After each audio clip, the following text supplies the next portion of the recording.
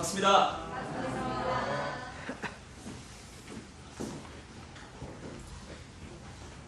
오늘 우리 김보람 자매님과 아이들이 오랜만에 나왔네요. 저희 분위기가 한 방에 바뀌어버립니다. 밝은 분위기로 전하는데 참 감사한 일입니다. 먼저 하나님께 기도 올려드린 후에 함께 나누게 될 말씀 찾도록 하겠습니다. 함께 기도하겠습니다. 말씀으로 천지를 창조하신 하나님, 어둡고 캄캄한 저희들의 심령 가운데 하나님 진리의 빛을 비춰주시고 죽음 가운데 처해있던 저희들을 영원한 생명의 길로 인도하신 그 주님의 놀라운 은혜를 이 시간 기억하며 감사와 영광을 올려드립니다. 참으로 저희들 온 마음을 담아서 올려드리는 이 예배를 통해서 주님 친히 홀로 영광 받아 주옵시고, 이 고단한 세상 속에서 지쳐있던 저희들 심령 가운데 하나님의 말씀을 인하여 새로운 회복이 일어나게 하여 주셔서 다시금 주님의 자녀다운 새로운 생명으로서 살아가게 할 수 있도록 주님 이 시간 저희들 심령 가운데 더욱 큰 은혜를 더하여 주시기를 간절히 소망합니다. 이 시간 육신의 질고와 또 여러가지 상황과 형편, 직장의 어려움 가운데 오늘의 이 예배 현장에 함께하지 못한 주님의 자녀들 또한 있습니다. 그들이 어느 곳에 있든지 간에 하나님께서 동일한 은혜와 사랑으로 품에 안아주시고, 비록 몸은 함께하지 못하지만 그 있는 자리에서 동일한 믿음을 가지고 하나님을 바라볼 수 있도록 주 성령께서 친히 그들의 삶을 인도하여 주시기를 간절히 소망합니다. 오늘도 이 강단에 선 부족한 자를 감춰주시고 하나님의 능력만이 나타나는 귀한 은혜의 시간이 될 수 있기를 간절히 소망하옵고, 저희들 가운데 사랑을 부어주신 고마우신 예수님의 이름으로 감사하며 기도드립니다. 아멘. 함께 나누게 될 말씀 민수기 14장입니다.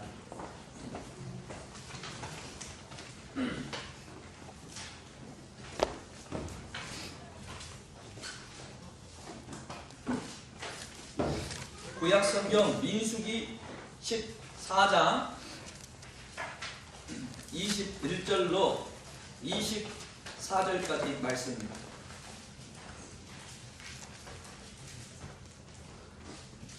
민수기 14장 21절로 24절까지 말씀.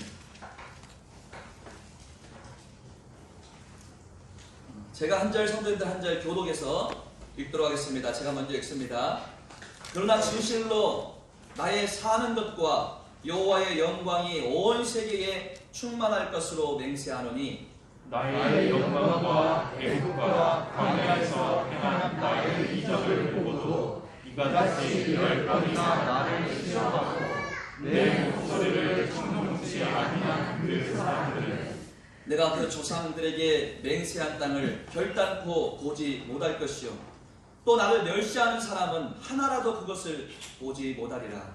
오직 내 종 갈렙은 그 마음이 그들과 달라서 나를 온전히 쫓았은즉 그에 갔던 땅으로 내가 그를 인도하여 드리니 그 자손이 그 땅을 차지하리라.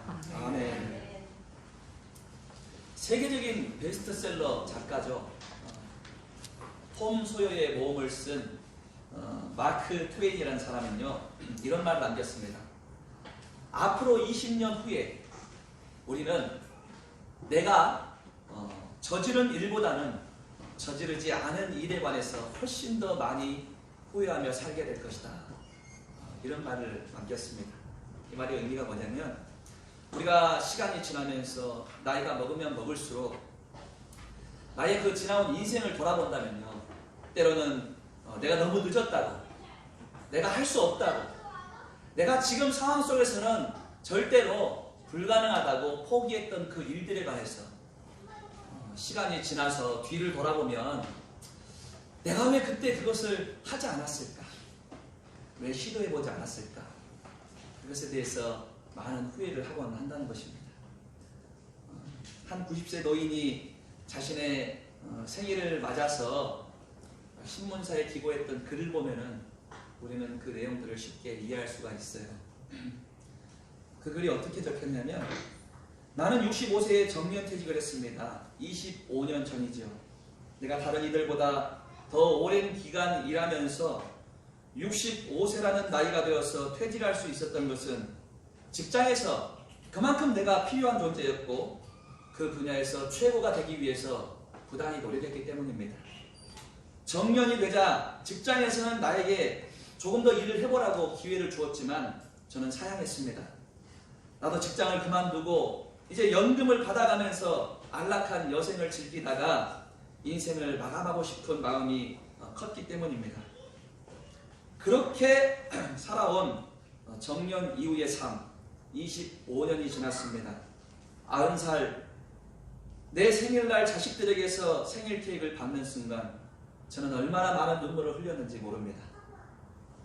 내 65년의 생애는 참으로 자랑스러웠지만 정년 이후의 25년 동안의 삶은 너무나도 많은 후회가 남는 삶이었습니다. 나는 퇴직 후 하루하루를 허송세월을 했던 것입니다. 내가 만일에 퇴직할 때 앞으로 25년을 더 살게 되리라는 것을 알았더라면 저는 그렇게 살지 않았을 것입니다. 그때 나 스스로가 다른 무엇을 시작하기에는 이제 너무 많이 늦었다 하고 생각했던 것은 지금에 와서 보니까 큰 잘못이었습니다.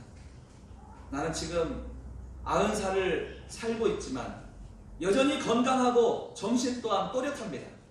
어쩌면 혹시 앞으로 10년은 더 살게 될지도 모릅니다. 그래서 나는 이제 서예를 배우기 시작했습니다. 왜냐하면 내가 혹시 10년 후에라도 내가 왜 90살 때 이것을 시도하지 않았을까? 후회하지 않기 때문입니다. 후회하지 않기를 바라기 때문입니다.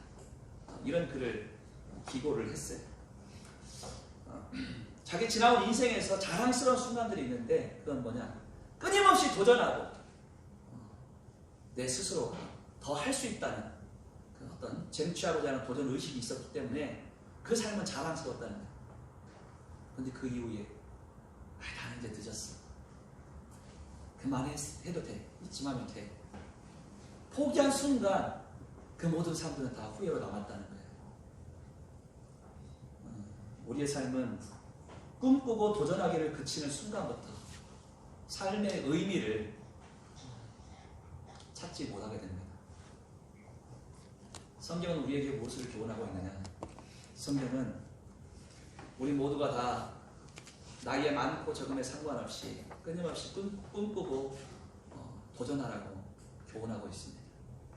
사도행전 2장 17절 말씀을 보시면 하나님이 가라사대 말세에 내가 내 영으로 모든 육체에게 부어주리니 너희 젊은이들은 환상을 보고 너희 늙은이들은 무엇을 꾼다고 하냐면 꿈을 꾼다고 표현하고 있습니다.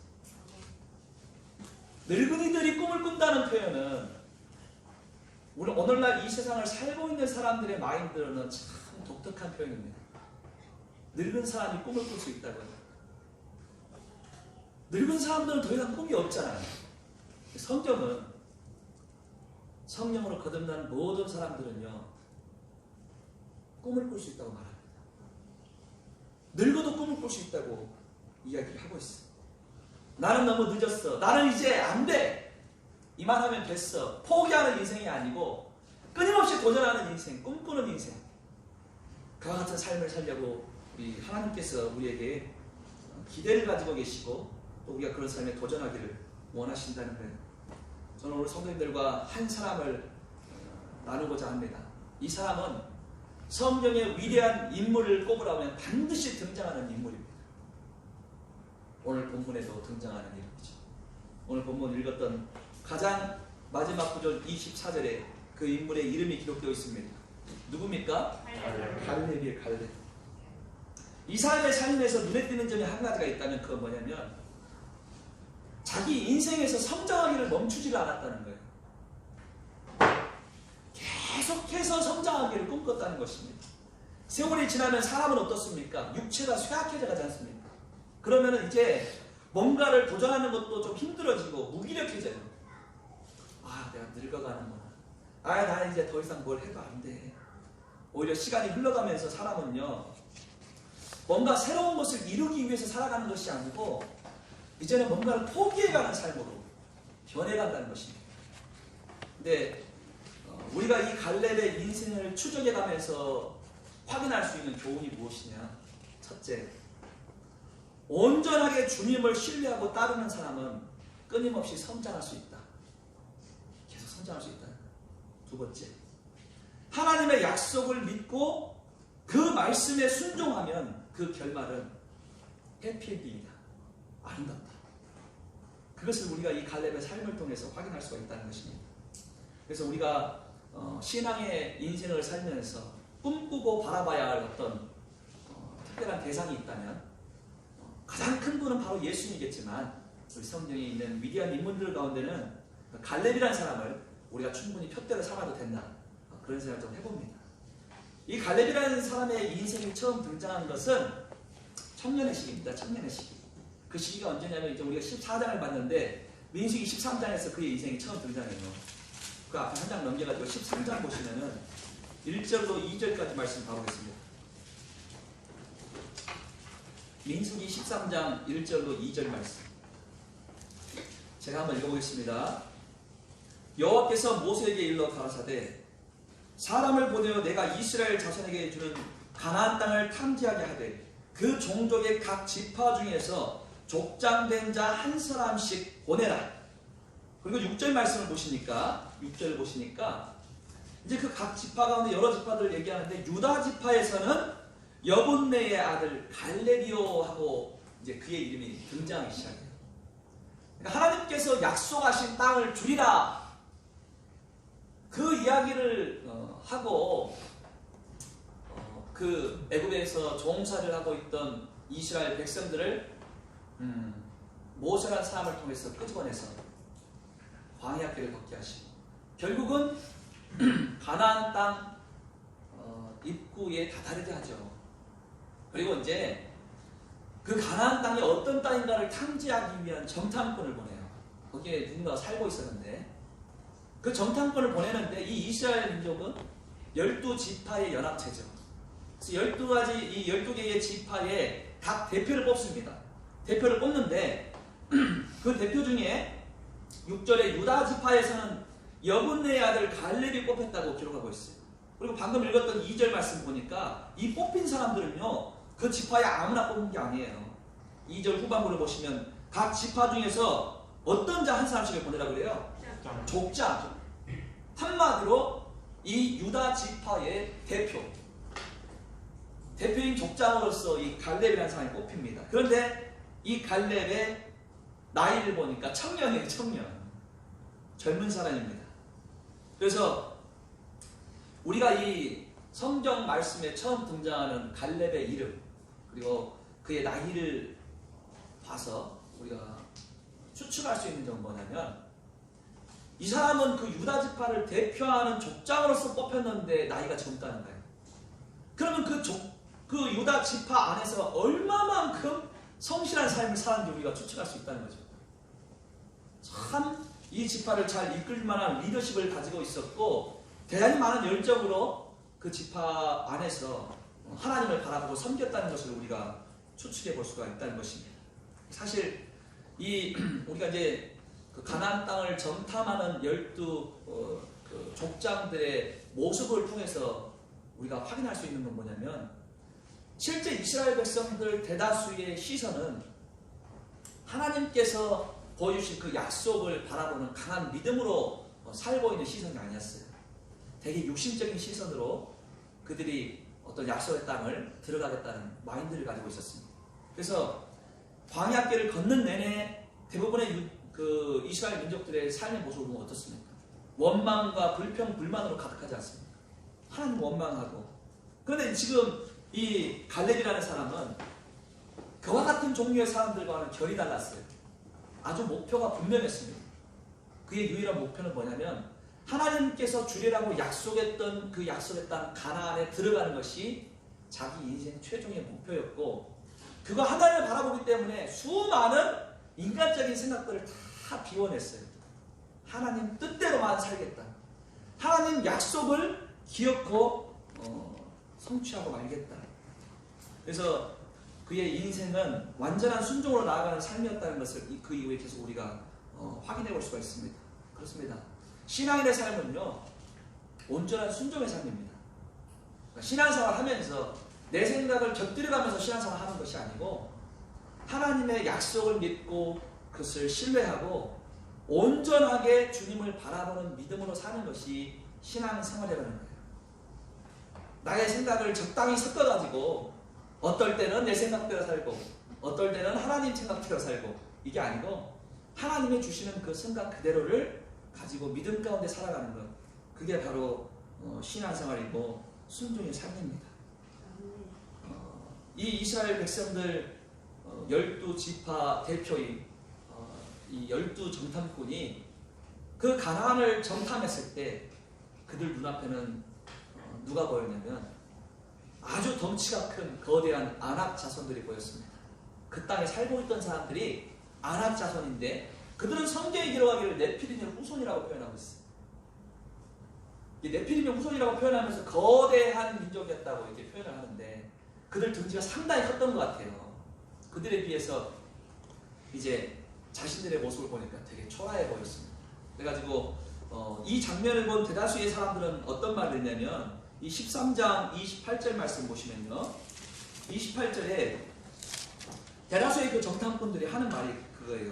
그러나 그 땅 거민은 강하고 성읍은 견고하고 힘이 클 뿐 아니라 거기서 아낙 자손을 보았으며 하고 기록하고 있습니다. 그 거민들은 강하다. 거기 거하고 있는 민족들은 강하다. 그 성읍은 굉장히 견고하다. 그리고 크다. 덩치 큰 아낙 자손들이 또 있다. 그걸 봤어요. 그 다음 우리가 이제 31절 이하를 보시면요, 그와 함께 올라갔던 사람들은 가로되 우리는 능히 올라가서 그 백성을 치지 못하리라. 그들은 우리보다 강하다. 이미 한 수 접었습니다. 우리보다 강해. 그 다음 절 32절 보니까 이스라엘 자손 앞에서 그 탐지한 땅을 아평하여 가로되 우리가 두루다니며 탐지한 땅은 그 거민을 삼키는 땅이요 거기서 본 모든 백성은 신장이 장대한 자들이며 거기서 또 네필림의 후손 아낙 자손 대장부들을 보았나니 우리는 스스로 보기에도 메뚜기 같으니 그들의 보기에도 그와 같았을 것이니라 하고 기록하고 있어요. 한마디로 자기들은 메뚜기 같은 인생이 가는 거예요. 도망가요. 우리 성도님들 메뚜기 잡아보려고 하신 적 있어요? 메뚜기 한번 잡으려면 어떻게 돼요? 화들짝 놀라가지고 날아가 버리지 않습니까? 점프하고 도망가고 싶은 마음이 생긴 거예요. 이 거대한 민족 앞에서 두려움에 벌벌 떱니다. 이미 포기한 거예요. 겁을 먹어버렸어요. 반면에 이 갈렙은 어떻게 말을 했느냐? 13장 30절 말씀 보시면요. 30절. 갈렙이 모세 앞에서 백성을 안돈시켜 가되 안심을 시키는 거예요. 우리가 곧 올라가서 그 땅을 취하자. 능히 이기리라. 우리 이길 수 있다. 이렇게 이야기를 하고 있어요. 그리고 우리가 한 장 넘겨가지고 14장으로 넘어와서 6절부터 가보겠습니다. 그 땅을 탐지한 자 중 눈의 아들 여호수아와 여분네의 아들 갈렙이 그 옷을 찢고 이스라엘 자손의 온 회중에 이르러 가로되 우리가 두루 다니며 탐지한 땅은 심히 아름다운 땅이라. 여호와께서 우리를 기뻐하시면 우리를 그 땅으로 인도하여 들이시고 그 땅을 우리에게 주시리라. 이는 과연 젖과 꿀이 흐르는 땅이니라. 오직 여호와를 거역하지 말라. 또 그 땅을 백성들을 두려워하지 말라. 그들은 우리 박이라. 그들의 보호자는 그들에게서 떠났고 여호와는 우리와 함께 하시느니라. 그들을 두려워 말라.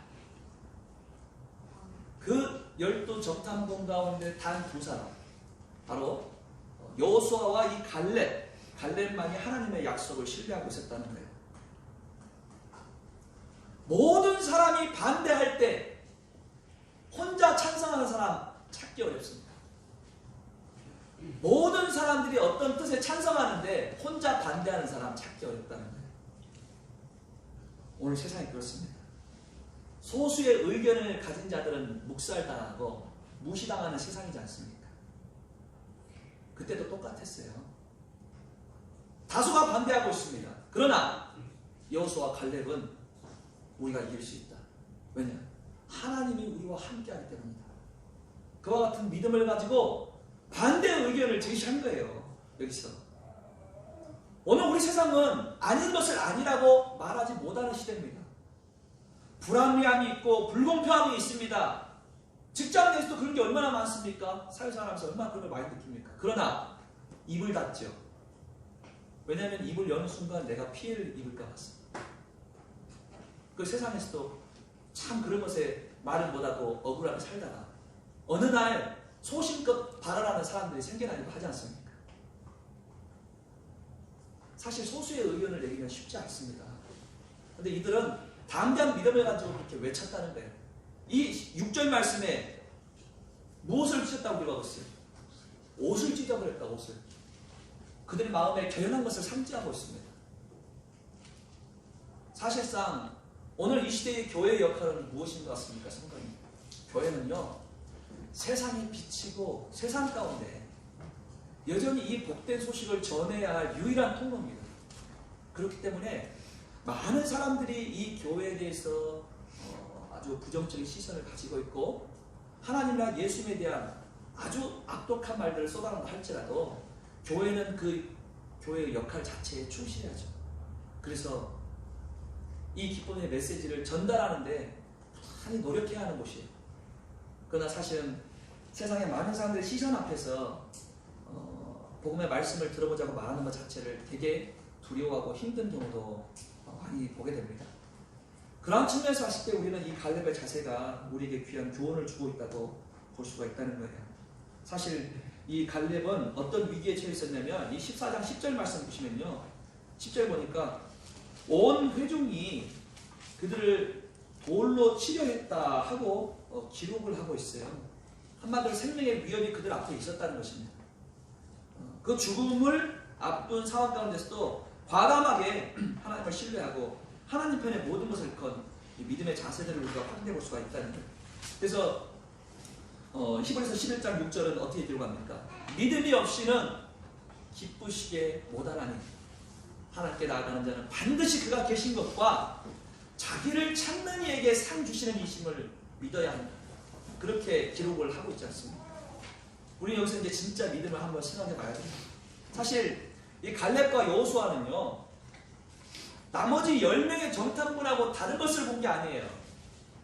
눈이 달렸다면 똑같은 장면을 목격했다는 것입니다. 똑같은 장면. 여호수아와 갈렙뿐만 아니라 다른 10명 동일하게 같은 장면을 목격한 거예요. 근데 어떻게 이렇게 다른 결과가 나왔을까요? 여호수아와 갈렙이 그날따라 눈이 많이 피곤해가지고 헛것을 본 것은 아닐까 합니까? 사실상 보는 관점의 차이가 분명히 드러난 것입니다. 나머지 10명의 정탐꾼 눈에는요 그 땅에 거하고 있던 아주 강대한 그 거민들을 보고 자신들과 비교했어요. 자신들은 어떤 모습이었어요? 메뚜기 같은 모습. 그 거민들을 보고 나와 비교하니까 나는 메뚜기인 거예요. 그러나 여호수아와 갈렙은 그 거민들을 보고 누구와 비교했냐면 하나님과 비교한 겁니다. 하나님보다 강한 존재는 세상에 없거든요. 그러니까 하나님과 비교를 하고 이 전지전능하신 하나님께서 우리 시선으로는 안 될 그 상황들을 역전시키고 승리로 이끄실 것이라는 것을 확신한 거예요. 그러니까 우리가 이 보는 관점의 차이에서 우리는 믿음을 발견할 수가 있는 거예요. 믿음은요 내게 주어진 이 환경을 바라보는 육신의 시선이 아닙니다. 환경 너머에 하나님을 신뢰하는 시선이 바로 믿음이죠. 그러면은 불신앙이라는 것은 무엇이겠습니까? 불신앙은요 내가 과거에 하나님께서 내 삶을 어떻게 이끌었는지를 망각하는 게 불신앙이에요. 내 현장만 보겠다는 거예요. 지금 현장. 사랑하는 형제자매들도 다 동의하실 겁니다. 우리가 이 믿음의 여정을 걸어오면서 하나님의 인도하심과 이끄심을 안 느낀 신앙인은 세상에 없어요. 크고 작은 많은 고비들을 통과해 오면서 하나님 그래도 이렇게 인도하셨으니까 오늘의 내가 있구나. 그걸 인정해요. 그러나 어떤 고비를 만나면 어떻게 되느냐? 과거에 하나님의 인도하심은 새까맣게 망각해버립니다. 망각하고 오늘 내 이 현장이 힘든 것만 바로 이 10명의 정탐꾼과 같이. 그러면 하나님의 일하심을 못 보고 망각해버리니까 불신앙의 자세로 살아갈 수밖에 없다는 것이죠. 그래서 참된 믿음이라는 것은 환경을 넘어선 하나님을 바라보는 시선이고 이제껏 하나님께서 내 삶에 동행하셨던 흔적을 발견하는 것이 믿음입니다. 그래서 사실 이 현장에 있던 10명의 정탐꾼, 이들은 하나님의 능력을 망각해버리고 사실 그 애굽의 고단했던 삶을 더 동경하는 그와 같은 모습으로 나아가게 돼요. 그래서 우리가 14장 3절 말씀 보시니까 이 10명의 정탐꾼들이 가졌던 마인드가 이렇게 그대로 드러나요. 뭐라고 하냐면 이에 서로 말하되 우리가 한 장관을 세우고 애굽으로 돌아가자 하며, 아니 다시 종살이하던 그곳으로 돌아가자는 거예요. 이 백성들이. 애굽은 어때요? 어마어마한 노역을 하는 곳입니다. 고단한 곳이에요. 다시 그 고단한 삶이 낫겠다고 거기를 동경하는 거예요. 지금 그 순간까지 인도하신 하나님이 얼마나 많은 놀라운 역사를 이루셨습니까? 홍해 바다를 갈라버리고 그 메마른 광야길 가운데서 먹을 것을 공급하시고 그들의 삶을 친히 구름 기둥과 불 기둥으로 인도하신 하나님입니다. 그거 다 잊어버렸어요. 그들한테 기억나는 건 뭐냐? 힘들어도 삼시세끼 밥 주는 차라리 애굽 가서 노예 생활하자 그거예요. 죽기는 싫다.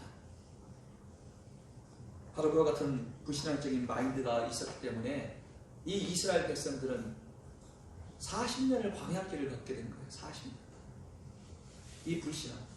만일에 그날의 그 현장에서 12명의 정탐꾼들이 여호수아와 갈렙 같은 마인드를 가졌다면 성경에는 40년 광야길이 없습니다. 기록이 안 됐어요. 그런데 그 마인드, 불신앙의 마인드가 있었기 때문에 하나님께서 그들을 뺑뺑 돌려버려요. 보름이면 갈 그 거리를 40년 동안 돌려버립니다. 40년. 그런데 그 40년 광야 길 가운데 불신앙의 자세를 가졌던 10개의 지파만 40년을 돌았느냐?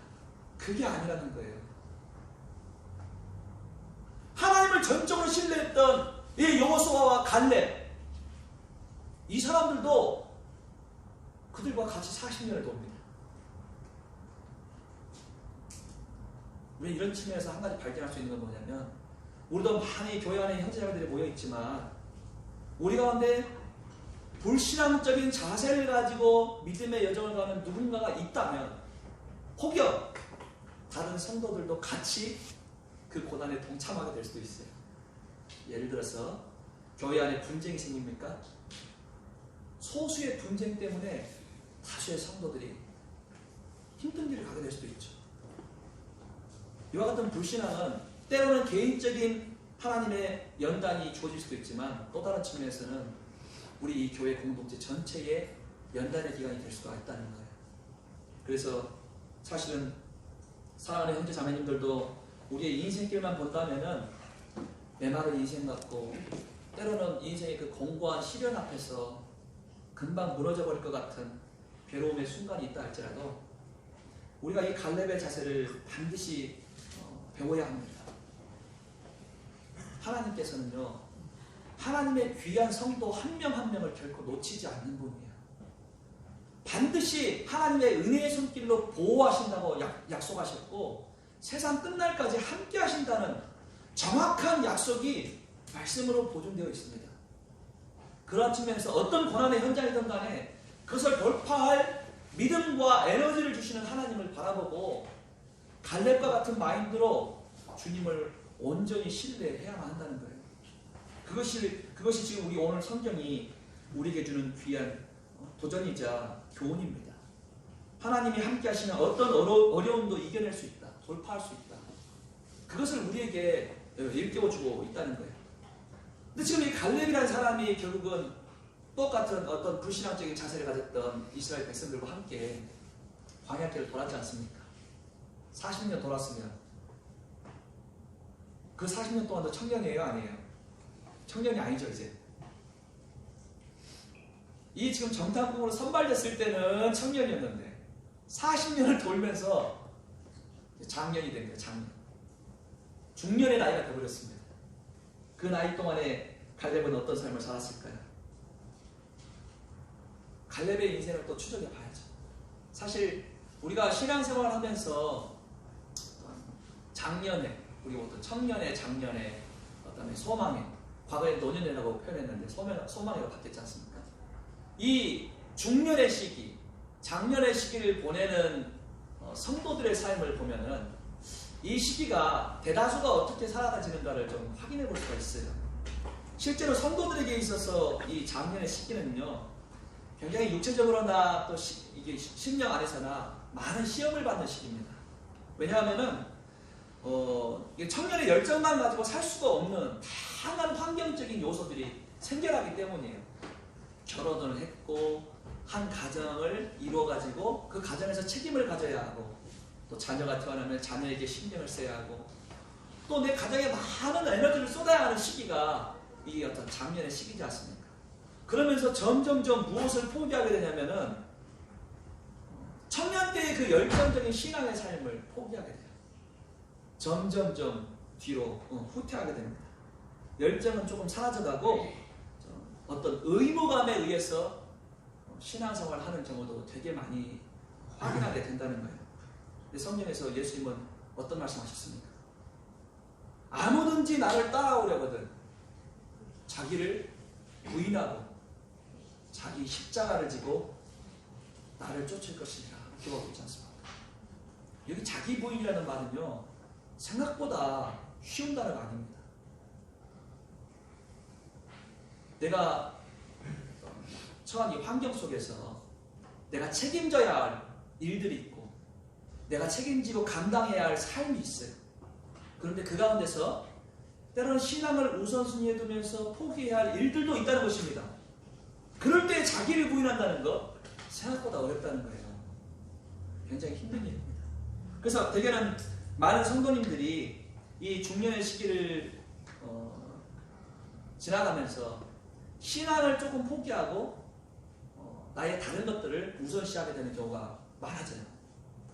그렇게 살다 보면요, 실제로 내가 정말 지켜야 할 어떤 여러 가지 직장이나 아니면 사업이나 가정의 일 때문에 우리 신앙을 약간 뒤로 제껴놓은 것 같았지만 그 삶이 익숙해져 버리면요, 나중에 여유가 조금 생기잖아요. 그러면은 다시 신앙에 담은 삶으로 돌아오지를 못해요. 못하고 어떻게 되냐, 그 여유가 생긴 틈을 가지고 내 취미생활, 내 가족의 여행, 내 안락한 삶을 더 꿈꾸게 됩니다. 그리고 거기에 많은 에너지를 쏟아요. 또.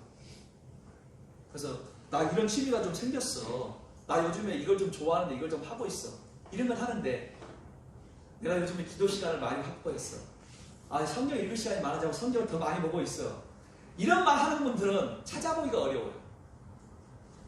나를 위한 시간으로 더 많은 에너지를 쏟는단 말입니다. 결국은. 뭐냐면 우리가 사실은 이 중년의 시기, 장년의 시기는요, 하나님과 더 멀어지고 신앙에서 훨씬 더 멀어질 수 있을 만한 삶의 유혹이 엄청나게 많아지는 시기예요. 그 시기를 어떻게 보내야 하느냐. 갈렙이 교훈을 하고 있습니다. 이 갈렙은 정말 불신앙적인 삶을 살았던 대다수의 이스라엘 백성들과 동일한 고단하고 메마른 이 광야길을 통과했음에도 불구하고 정말로 하나님만을 신뢰하는 삶으로 또 나아갔습니다. 갈렙이라는 사람이. 그래서 실제로 그의 삶을 기록하는 이 성경의 내용을 보면요, 야, 정말 우리가 편대로 삼아도 될 만한 인물이구나. 이 사람 한결같구나. 진짜 신앙에는 한결같아요.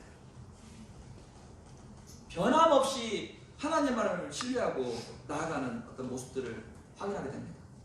그래서 우리가 이제 실제 이 갈렙이라는 사람의 이야기를 보면은 정말로 이 중년의 시기에 많은 사람들의 마인드와는 다른 그 목표와 초점이 하나님께만 맞춰져 있는 것을 볼 수가 있어요. 실제로 어떤 한 여행 작가가 쓴 글을 보면은 이런 내용이 기록되어 있어요. 중간 지점이 그만큼 어렵다는 것을 표현한 글인데, 여행을 떠나보면은 한결같이 그런 마음이 든다는 거예요. 여행을 출발할 때는 그 여행 목적지에 다다를 것을 생각하면서 큰 기대감이 생긴답니다. 그래서 열정적으로 간다는 거예요. 그런데 그 목적지까지 가는 도중에 도중의 과정은 그렇게 힘들다는 것입니다. 왜 힘드냐? 출발지에서는 멀어지고 목적지는 아직 저만큼 남아있어요. 그 중간이 힘들다는 거예요. 그러나 목적지에 다다를 때는 그렇게 또 행복하고 기쁘대요. 내가 왔다는 성취감이 있기 때문에. 신앙도 똑같습니다. 거듭날 때 그 기쁨은 어때요? 굉장히 크고 참 감사함이 넘치지 않았습니까? 근데 우리가 만약에 우리 생애를 마치고 주님을 만난다면 얼마나 행복하겠습니까? 그 중간에 있는 신앙의 과정은 어때요? 되게 고단해요. 쉽지 않다는 것입니다. 다양한 환경적인 어려움들이 닥치고 어떤 구원의 감격이 점점 사그라들고 내가 진짜 주님이 언제 오시는가 그걸 고대해도 잘 오시지 않고 나의 삶은 점점 무뎌져 가고 지쳐간다는 거예요.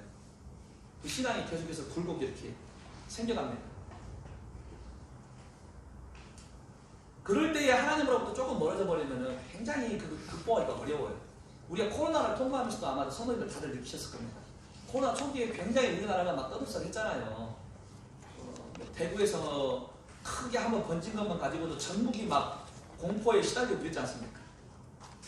많은 교회들도 되게 많이 온라인으로 전환되고 시시각각 변하는 어떤 소식들에 계속해서 민감하게 반응하고 그럴 때 어떻게 되냐면은 많은 성도들이 신앙이 조금 뒤로 물러났어요. 바로 그 중간 지점이 그렇게 어렵다는 것입니다. 좀 환경이 조금 바뀌어버리면은 그 환경에 익숙해져 버리고 믿음이 뒤로 후퇴해버려요. 그러니까 우리가 신앙도 이 중간 지점을 잘 고민을 해봐야 합니다. 이 갈렙이라는 사람은요 40년 광야길을 돌면서도 계속 그 변하지 않는 시선이 하나가 있어요. 그거 뭐냐면 하나님께서 약속의 땅을 줄 거야. 줄 거야. 아직은 때가 아니지만 줄 거야. 그래가지고 성경은 어떻게 기록하고 있냐면은 약속의 땅 가나안 땅에 들어간 사람은 그 40년 광야길을 돌 사람 중에 몇 명이에요? 단 2명입니다. 단 2명. 누구냐? 여호수아와 갈렙.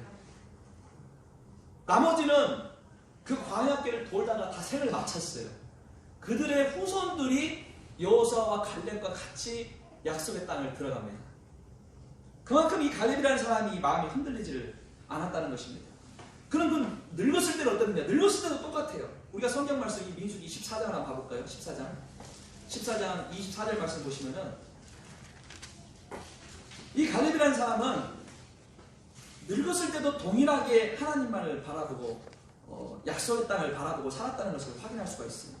14장 24절 말씀 보니까 오직 내 종 갈렙은 그 마음이 그들과 달라서 나를 온전히 쫓았은즉 그의 갔던 땅으로 내가 그를 인도하여 드리리니 그 자손이 그 땅을 차지하리라. 이렇게 기록하고 있죠. 지금 이 말씀이요 누가 하는 말씀이냐? 하나님입니다. 하나님이 어떤 얘기를 하냐면은 오직 내 종 갈렙. 이 갈렙은요 다수의 그 불신앙적인 마음을 가졌던 그들의 마음과는 달랐다. 나를 온전히 쫓았다. 그러므로 내가 그를 인도해서 그 약속의 땅을 차지하도록 해줄 것이다. 하나님의 약속이 보존되어 있어요. 그리고 훗날 이제 가나안 땅을 딱 들어갔을 때에 그 민족의 대표가 누구였냐면은 여호수아입니다. 모세라는 사람은 하나님 말씀에 한 차례 불순종한 그 일 때문에 바로 그 약속의 땅 가나안 땅을 저 멀리 바라보고 생을 마치게 되잖아요. 그 뒤에서 후임자가 이 민족의 리더가 여호수아가 되는데 이 여호수아 앞에 가지고 갈렙이 아주 당차게 하는 말이 있어요. 5번에 걸쳐서 얘기를 합니다. 그건 뭐냐면 하나님께서 약속의 땅을 주기로 약속하셨다. 이제 내가 그걸 받아야 한다. 그것을 이야기를 해요. 그래서 우리가 여호수아 14장 말씀을 한번 봐보시면은 뒤로 좀 넘겨가지고 여호수아 14장 한번 보겠습니다.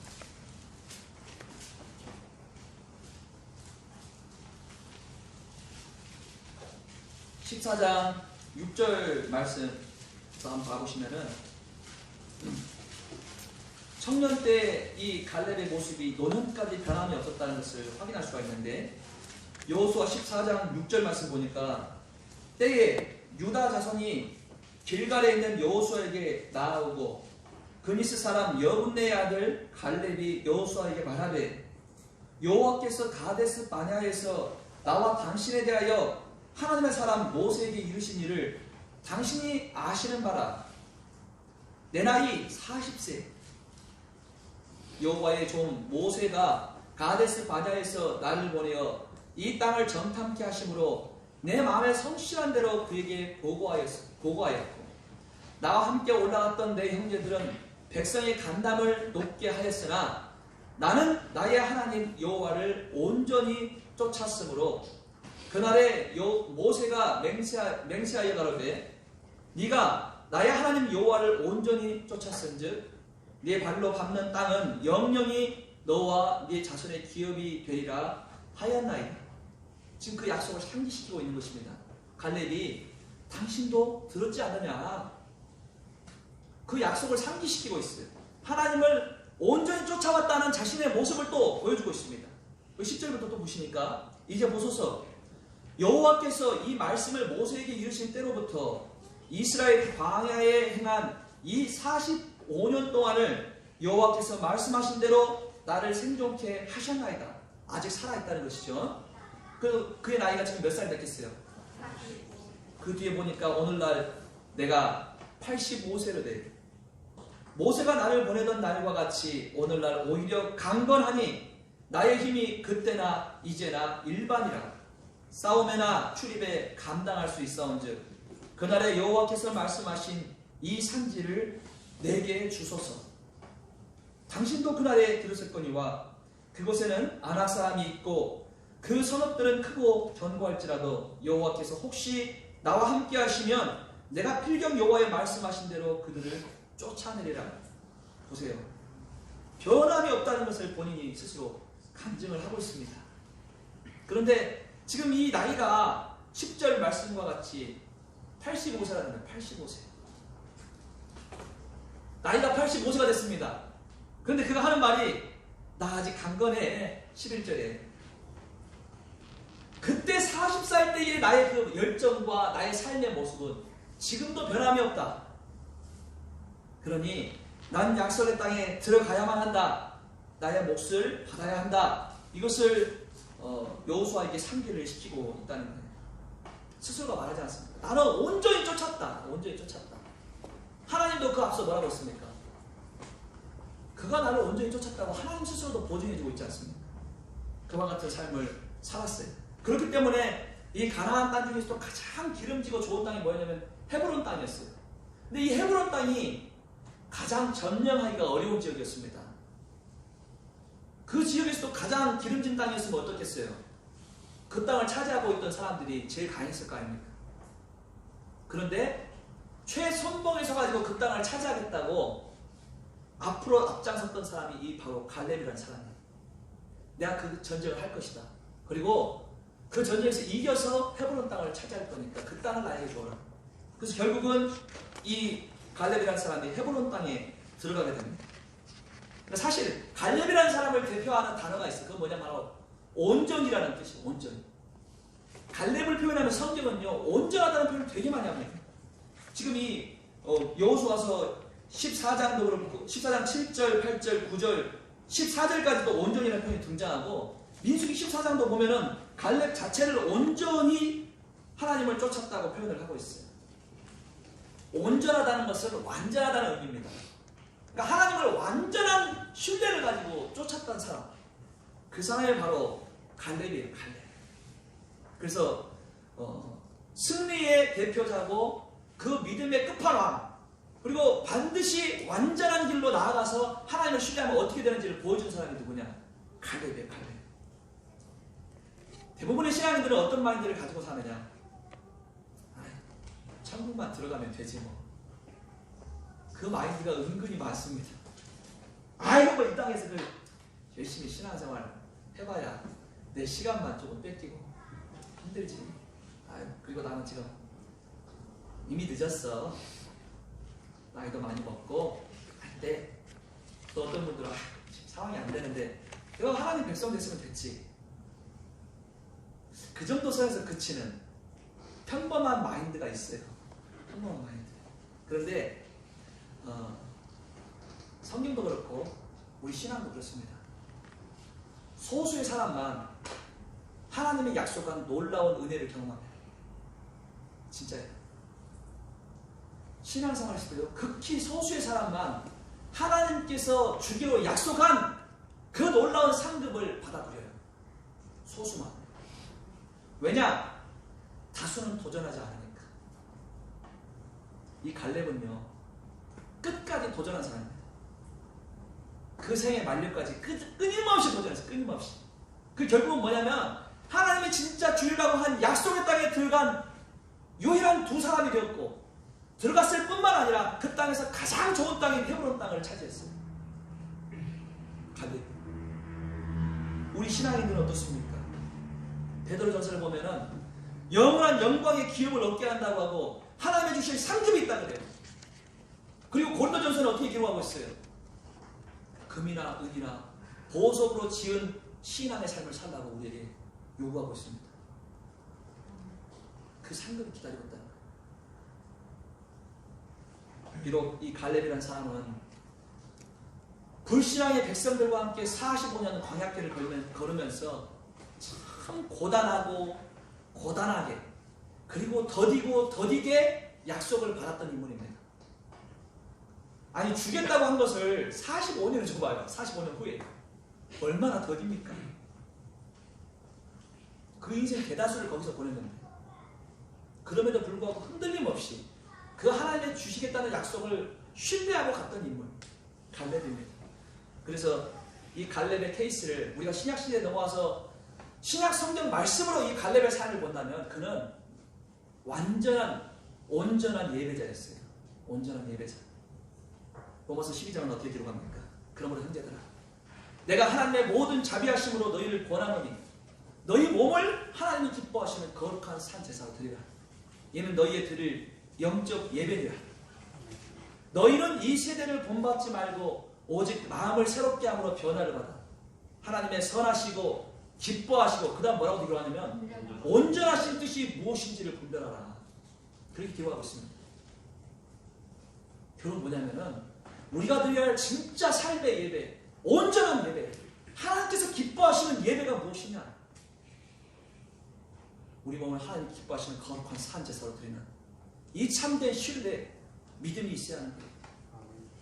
그러한 삶을 살았을 때에 우리의 온전한 믿음, 그 이상의 온전한 하나님의 능력을 맛볼 수가 있고 하나님께서 주시는 귀한 은혜와 상급을 우리 눈앞에서 마주할 수 있다는 것입니다.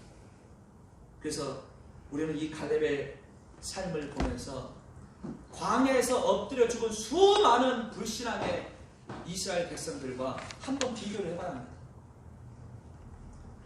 대다수의 그 이스라엘 백성들이 어떤 삶을 살았는지 자세히 기록도 안 합니다. 성경. 다만 그들을 가리켜서 광야에서 엎드려진 인생이라고 기록하고 있습니다. 갈렙의 말년의 삶은요 그대로 다 기록되어 있어요. 어떻게 기록되어 있느냐? 여호수아 이 14장 15절 말씀 보니까 15절 헤브론의 옛 이름은 기럇 아르바라. 아르바는 아낙 사람 가운데 가장 큰 사람이었더라. 그러니까 그 가운데 가장 큰 사람이 살고 있던 곳이 헤브론인데 그 헤브론 땅을 점령한 사람이 갈렙이에요. 그리고 그 다음 보니까 그 땅에 무엇이 그쳤습니까? 전쟁이 그쳤더라. 전쟁이 그쳤다는 건 다른 표현으로 평화가 있다는 평화. 그의 말년이 얼마나 평화로운 마무리가 있었는지를 우리가 이 말씀을 통해서 확인할 수가 있죠. 비록 광야에서 피곤한 45년의 시간을 보냈지만 약속의 땅 가나안에서 그런 인생의 모든 전쟁을 끝내버리고 전쟁 없는 평화로운 말년의 삶을 살다가 주님 품에 안겼습니다. 그게 그의 마지막 결말의 모습입니다. 저와 우리 형제 자매님들, 우리는 어떤 삶을 살아가야겠습니까? 비록 인생이 조금 피곤하고 고단해도요 갈렙과 같은 마인드를 가지고 있어야겠죠. 우리는 지금 이 땅의 현장, 지금 내가 살고 있는 이 순간만의 기쁨을 추구하는 인생이 되면 의미 없습니다. 진짜는 뭐냐면요, 마지막 순간이에요. 결말. 마지막 순간의 승리자가 진짜 승리자입니다. 우리가 어떤 운동 경기를 봐도 할 수 있죠. 축구만 봐도 할 수 있죠. 전반전에 4대 0으로 이기고 있던 팀이 후반전에 5대 4로 집니다. 전반전만 보면 승리 같죠. 압도적인 승리. 근데 후반전에 5골을 먹고 진다니까요. 신앙도 똑같아요. 출발은 뭔가 잘한 것 같아. 과정이 좋은 것 같아요. 그러나 그 과정 속에서 자기 마음대로 삽니다. 하나님과 반대로. 근데 결말을 보니까 굉장히 초라하게 서 있는 거예요. 우리 이거 성경을 통해서 우리는 그와 같은 모습들을 확인할 수 있어요. 갈렙은 주님을 온전하게 신뢰하고 따랐던 사람이므로 그는 결과에서 승리자가 됐습니다. 또한 그 분명한 목표가 흔들리지 않았기 때문에 끝까지 가면서 계속 성장했습니다. 자, 흔들림 없는 목표가 있으면요, 우리는 계속 성장할 수 있어요. 그런데 그 과정에서 목표가 흔들리면 중간에 주저앉게 될 수도 있습니다. 이 성장하기 위해서라도 분명하게 주님을 신뢰해야 한다. 그것을 우리가 알 수 있다는 거예요. 이 갈렙이라는 사람은 늙어서까지의 세계가 성경에서 우리에게 주는 교훈들이 분명히 있다는 거예요. 한마디로 갈렙은요, 지금 이 땅을 살고 있지 않지만 오늘 이 시대에 살고 있는 성도들에게 끊임없는 도전을 주고 있습니다. 나처럼 한번 살아봐. 형제 자매님들, 저처럼 한번 살아보지 않겠어요? 초청하고 있습니다. 나처럼 살면 어떻게 되는지 나 봤잖아. 이것을 좀 우리에게 이야기를 해주고 있다는 것입니다. 완전한 승리라는 것은 온전한 순종에서 출발하는 겁니다. 우리에게 마지막 날 기쁨이 있고 승리가 있기 위해서는 오늘 하루하루가 주님 앞에 온전한 순종으로 나아가는 삶이 되어야 합니다. 그것을 오늘 성경을 통해서 우리는 교훈받을 수가 있는 거예요. 순종하는 자만이 믿음의 길을 당당하게 걸을 수 있고 끝까지 완주할 수 있습니다. 그 목표가 흔들리고 순종하지 못하면 광야에 엎드려진 인생과 같이 때론 신앙도 곁길로 가다가 쉬어갈 수 있고 포기해버릴 수 있고 하나님의 뜻과는 전혀 반대로 다른 길을 걸어갈 수도 있어요. 그래서 우리 모두가 다 이 말씀 앞에서 지나온 삶보다는 앞으로 살아갈 날에 더 많은 도전이 있기를 바랍니다. 우리에게 남겨진 생애가 더 많은 순종으로 한 걸음씩 나아가길 원합니다. 그래서 지금부터 살아가는 그 모든 순간순간들이 하나님 앞에 다 기억되어지고 마지막 날 더 많은 상급을 가지고 주님 앞에 기쁨으로 서게 되기를 간절히 소망합니다. 오늘 말씀 이것으로 마치도록 하겠습니다. 같이 기도합니다. 사랑이 많으신 하나님 아버지, 오늘 주어진 이 말씀을 통해서 저희들 이 세상을 어떤 마음의 자세를 가지고 살아야 하는지 정말 그 귀한 삶의 지침들을 일깨워 주시니 참으로 감사를 드립니다. 믿음의 사람 갈렙은 여호와를 온전히 쫓았으면서도 그 40년이 넘는 광야길을 돌고 돌아야만 했습니다. 그 과정 속에서 인간이라면 불평불만을 할 수도 있었겠지만 이 갈렙은 그러하지 않았고 끝까지 주님을 바라보고 순종했으므로 마지막 순간 아름다운 결실을 맺었던 것을 저희들 확인해 봅니다. 저희들 삶 또한 동일한 모습으로서 주님을 온전히 신뢰하며 살다가 하나님 앞에서 장성한 자로서 기쁨 가운데 서게 되기를 간절히 소망해 봅니다.